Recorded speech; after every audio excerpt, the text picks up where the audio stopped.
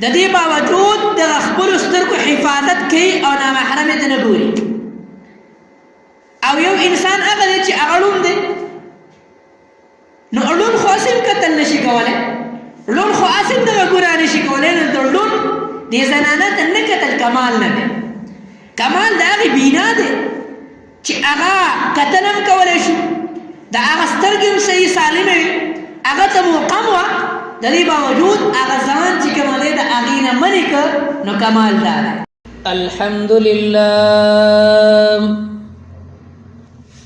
الحمد لله نحمده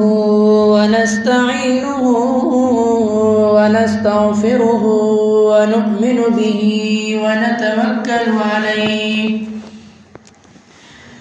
ونعوذ بالله من شرور أنفسنا ومن سيئات أعمالنا. من يهده الله فلا مضل له ومن يضلله فلا هادي له. ونشهد أن لا إله إلا الله وحده لا شريك له ولا وزير له ولا مثل له ولا مثال له. ونشهد أن سيدنا وسندنا وحبيبنا وحبيب ربنا وطبيبنا وطبيب قلوبنا وإمامنا وإمام الأنبياء والمرسلين. أما بعد فأعوذ بالله من الشيطان الرجيم. بسم الله الرحمن الرحيم. شهر رمضان الذي أنزل فيه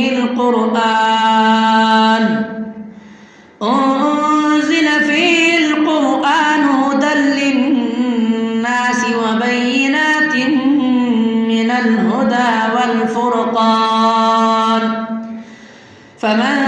شهد منكم الشهر فليصم، ومن كان مريضا أو على سفر فعدة من أيام أخر. يريد الله بكم اليسر ولا يريد بكم العسر ولتكملوا العدة ولتكبروا الله على ما هداكم ولعلكم تشكرون. وقال النبي صلى الله عليه وسلم: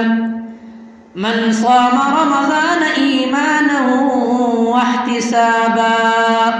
غفر له ما تقدم من ذنبه وما تأخر، أو كما قال عليه الصلاة والسلام: إن الله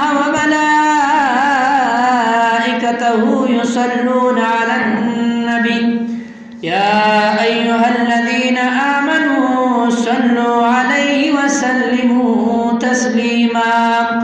مولاي صل وسلم دائما أبدا على حبيبك خير الخلق كلهم. هو الحبيب الذي ترجى شفاعته لكل هول من الأهوال مقتهم. زما عزتمندو فما باندې ګرانو مسلمانانو ورونو، عن قریب یو څو ورځې بعد په موږ باندې یو میاشت راتلونکې ده. هغه ډېره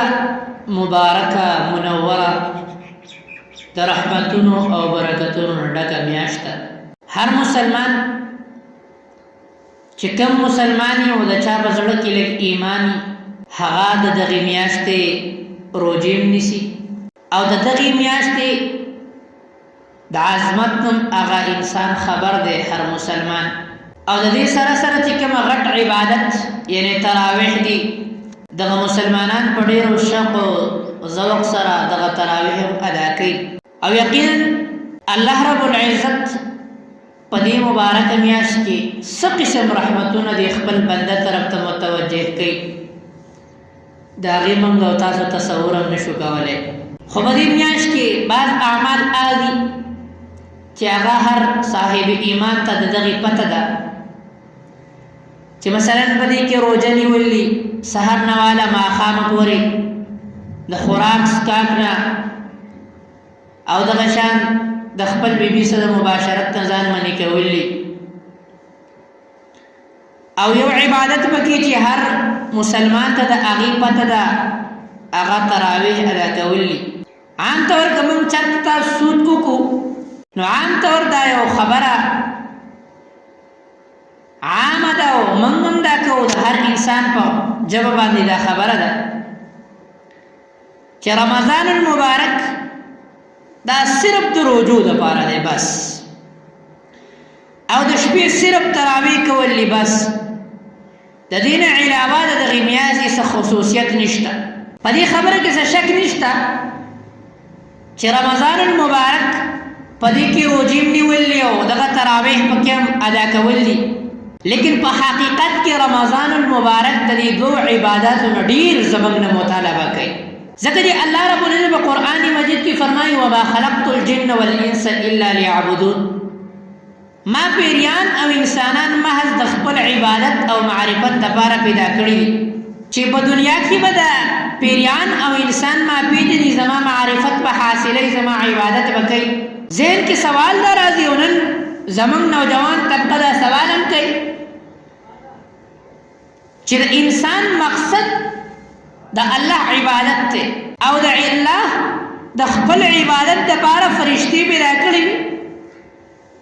او په بهترین طرز باندې په بهترین انداز باندې د فرشتو د الله عبادت کو او وسیم کوي نو د انسان پیدایش ته او انسان د خپل عبادت لپاره الله چې پیدا کړی د څه ضرورت ځکه چې فرشتي ګناه نه کوي فرشتي 24 घंटे د الله عبادت کوي نو بیا صرف الله د انسان او پیریان د خپل عبادت لپاره پیدا کول د دې خصوصیت سره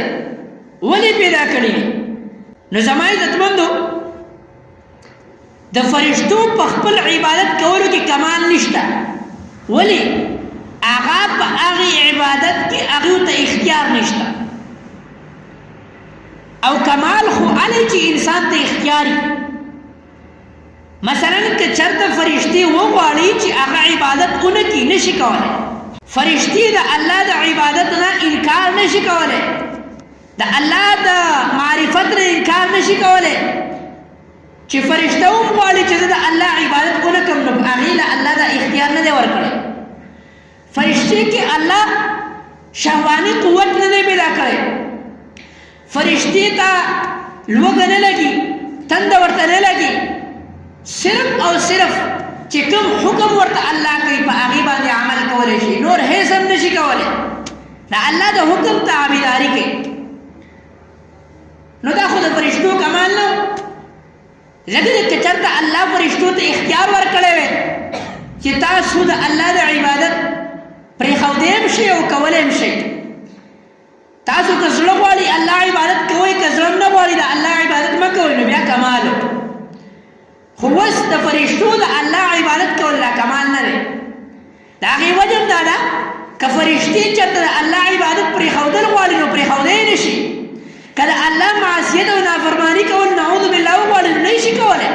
ځکه چې الله په هغې کې قوت شهواني نه دی ایښی د معصیت ماده یې پکې نه دی ایښی د سره د ګناه خیال د هغې نږدې تېرېږي هم خو انسان دی او دا کوم عبادت چې الله رب انسان مکلف جوړی دا فرشتو بس خبره نه ځکه چې دا اختیاري عبادت دی تکلیفي عبادت دی الله رب العزت داسې مخلوق د دې لپاره پیدا کول چې په خپل اختیار باندې زما عبادت وکړي زما په عبادت باندې مجبور نه مثلا منګه انسانان یا پیریان الله داسې مخلوق پیدا کړی دی که غواړي ګناه کولی شي که غواړي مونځ هم کولی شي که غواړي مونځ پرېښودی هم شي که غواړي روژه هم نیولی شي که غواړي روژه پرېښودی هم شي نو دا کمال د دې مثال داسې دی چې انسان دی او هغه انسان بنا دی الله والله ښایسته سترګې ورکړي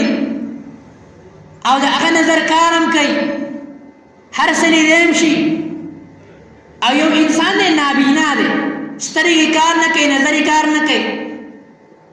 په سترګو باندې ړوند دی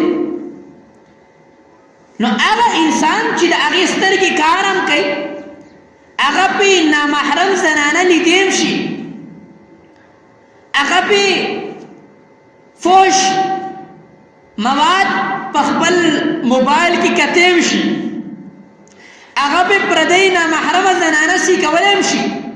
خو د دې باوجود دغه سترګې منې کوي د دې باوجود دغه خپلو سترګو حفاظت کوي او نامحرمې ته نه ګوري او یو انسان هغه دی چې هغه ړوند دی نو ړوند خو هسې هم کتل نشي کولی ړوند خو هسې هم دغه ګناه نشي کولی نو د ړوند دې زنانه ته نه کتل کمال نه دی کمال د هغې بینا دی چې هغه کتل هم کولی شو د هغه سترګې هم صحیح سالمې وي هغه ته موقم وه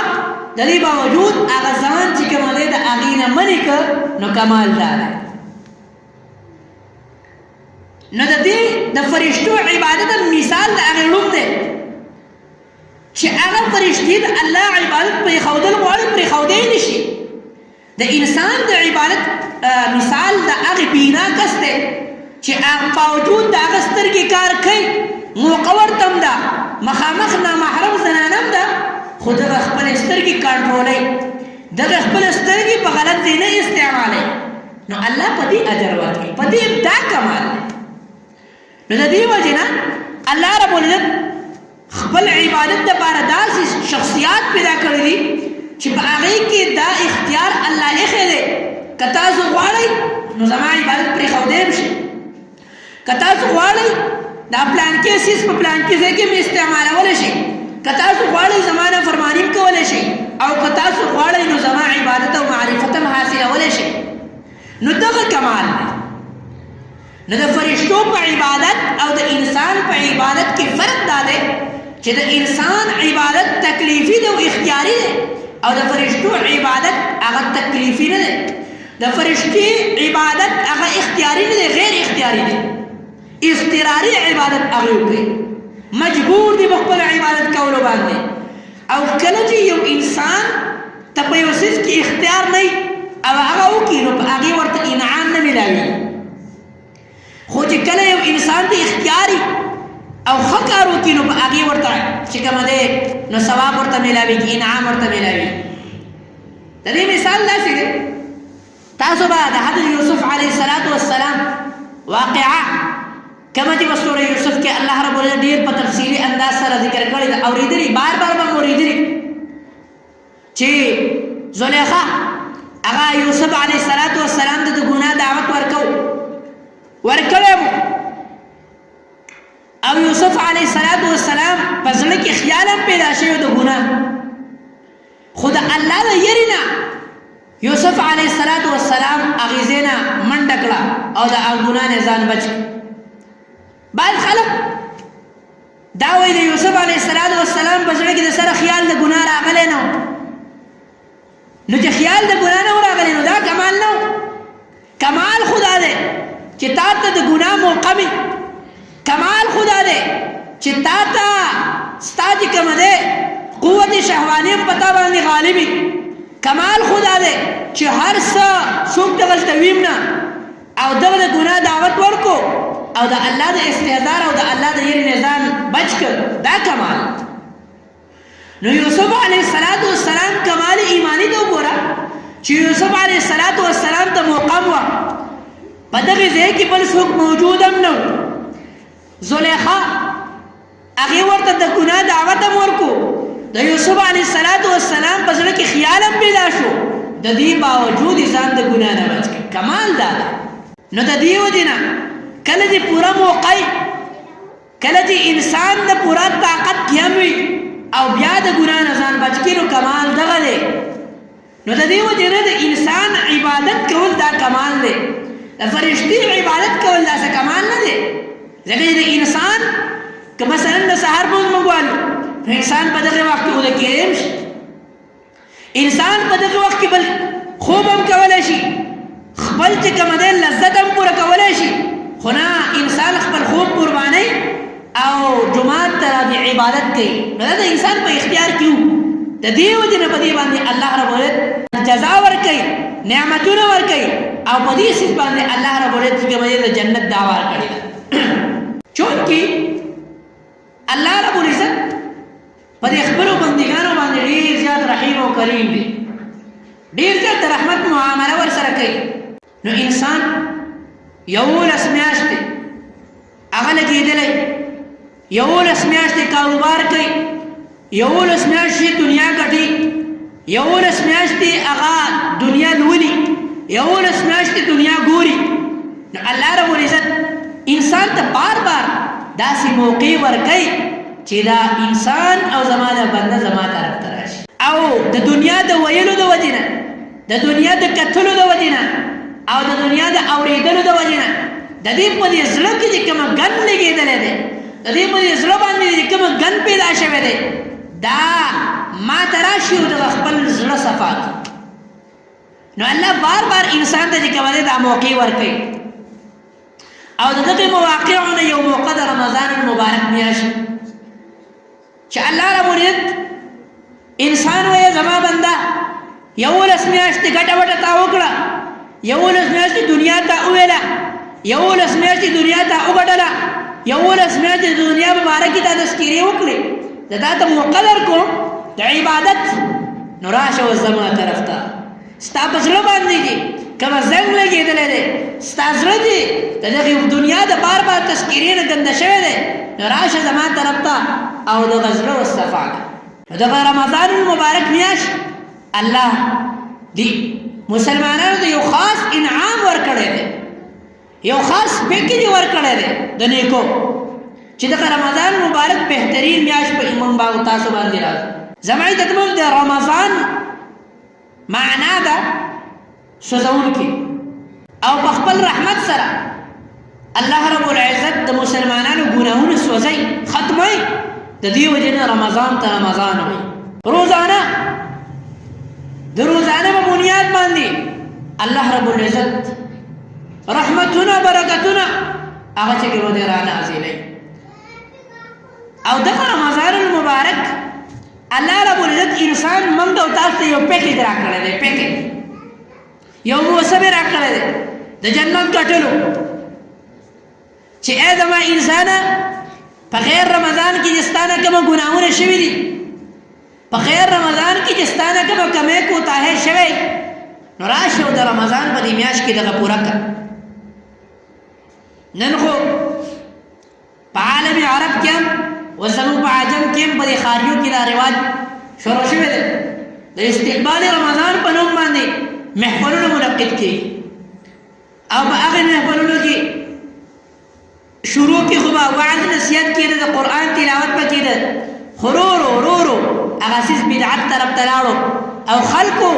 چې کومه دی اوس ګانې بجانې د رمضان استقبال خلک په ګانو بجانو باندې کوي، د رمضان استقبال خلک په داسې محفلونو باندې کوي چې په هغې کې شراب او کباب. انا لله و انا الیه راجعون. زما عزتمندو د استقبال رمضان صحیح طریقه خو دا ده چې انسان د رمضان د تېرولو دپاره یو پلانینګ جوړ کړي، یو منصوبه جوړه کړي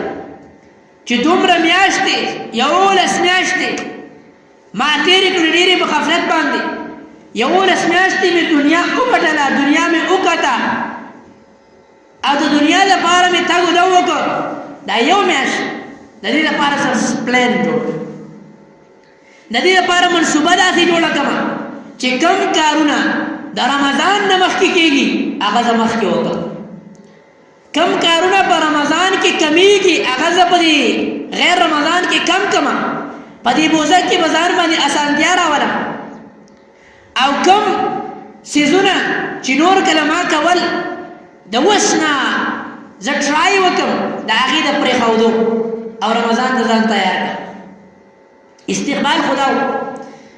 استقبال دا نه چې ته مختلف محافل مختلف محفلونه سجاوې او په هغې کې د رمضان چې کوم مقصد هغه مخکې نه فوت کې، او صرف خوراک او اسکاک دا رمضان استقبال لے نا دا رمضان استقبال خدا دے چې ته د میاشت لپاره مکمل پلان او منصوبه جوړه کړه چې زه به دا میاشت څنګه تېروم دا میاشت داسې څنګه تېره کړم چې د الله رب العزت ته زما نزدېکت نور هم ډېر شي دغه میاشت زه څنګه تېره کړم چې په دې میاشت کې د الله رب العزت سره قربت او تعلق زما نور هم سیوا شي داسې دا میاشت تېرول پکار نو زما عزتمندو یو عبادت هغه خو په دې میاشت کې روژه نیول یو تراویح کول دي خو د دې نه علاوه یو څیز بل هم دی چې د هغې زه تاسو توجه راګرځوم موږ وایو بس روژه صرف د خوراک او څښاک نه د بندېدو نوم دی وږې او تږې پاتې شه بس دا روژه وشوه بس دغه کافي ده نه زما عزتمندو د روژې اصل مقصد چې کومه دی یا ایها الذین آمنوا کتب علیکم الصیام کما کتب علی الذین من قبلکم لعلکم تتقون چې تاسو متقیان جوړ شئ تاسو کې پرهیزګاري پیدا شي د الله سره تعلق مضبوط شي الله ته نږدې شي دا د روژې مقصد دی وس تقوا څه ته وایي منګه وایي بھائی تقوا دې ته وایي چې بس صرف نفلونه کوه ذکرونه کوه عبادت کوه دا د تقوا نه تقوا اصل کې د بچ کېدو نوم دی خو صوفیه په دې کې وایي چې دوه کارونه کول دي د تقوا د اصول لپاره یو ته وایي تخلیه او یو ته وایي تحلیه معنا دا ځان خالی کول او ځان مزین کول نو تقوا به هلته حاصلې چې کله ته ځان خالی کړې د څه نه د ګناهونو نه او تقوا به هلته ته حاصلېږي چې کله د الله د عبادت نه ځان مزین کړي او د الله په عبادت ځان ښایسته کړي نو هله به ته متقي جوړ شي نو د روژې رمضان دغه برکات حاصلول په دغه دوه صورتونو کې کېږي یو موږ کمال عبادت هغه وکړو د الله عبادت داسې وکړو او د رمضان په دې میاشت کې ځان داسې پابند کو په دغه یو میاشت کې داسې ځان د الله د نافرمانونو وساتو چې پوره کال موږ ته د الله د نافرمانونو ځان چې کوم دی ساتل اسانه مثلا موږ تاسو صحیح باکماله روژه نیسو د دې وجې نه چې روژه تېره شي نو قرآن هم بند نفلونه هم بند تلاوت هم بند او ګناهونو چې ځان ساتو هغه هم بند هر څه بند چوټي شي هر څه په رمضان المبارک کې الحمدلله مسجدونو ډک خو چې کله شوال شروع شي اختر وشي بس بیا زموږ هم چوټي د جمع هم چوټي او د هر څه چوټي حالانکه که موږ تاسو سوچ وکړو روژه اصل کې د الله د فرمانبردارۍ نوم دی د الله د اطاعت نوم دی د الله په حکم باندې عمل کولو نوم دی موږ په روژه کې د حلال څیزونو نه ځان بندملي کوو خوراک دی په خپلو پیسو هم ګټلی په خپلو پیسو هم راوړی په خپله په کور کې حلال او پاک او طیب پخ شوی خو د دې باوجود د الله حکم دی د ورځې به نه خورئ موږ هغه حلال خوراک نه خورو اوبه موجودې دي صفا اوبه دي یخې اوبه دي خوږې اوبه دي بهترین اسکاک موجود دی لیکن الله تر څو پورې چې حکم نه کړی چې اوس کا نو موږ اوبه نه څښو پاک دي او حلالې دي خو نه څښو نو په رمضان المبارک کې موږ د حلال څیزونو نه ځان منې کوو خو چې کوم څیزونه د مخکې نه حرام دي د هغې نه ځان نه منې کوو غیبت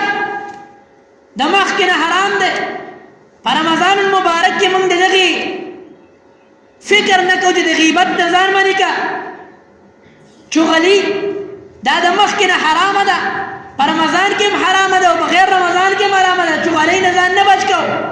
د سود نه ځان نه بچ کوو د حرام خورۍ نه ځان نه بچ کوو د بدنیتۍ نه ځان نه بچ کوو د جنگ جګړو نه ځان نه بچ کوو حالانکه دا په غیر رمضان کې حرام څیزونه دي چې د پاک او طیب خوراک نه موږ ځان منې کوو نو خو پکار دا ده چې هغه ګناهونه او هغه څیزونه چې په غیر رمضان کې هم هغه چې کوم دی حرام وو پکار دا چې په رمضان کې موږ د دې نه 100% ځان منې کړی خو د هغې نه ځان منې کول نشته دروغ موږ په غیبت باندې په رمضان مبارک کې ټایم پاسې کو موږ د ګپونو باندې په بزل کفر باندې هغه چې کوم دی ټایم پاسې کو موږ د یو بل غیبتونه چغلۍ په هغې باندې په رمضان مبارک کې ټایم پاسې کو حالانکه دا هغه ګناهونه دي دا هغه کارونه دي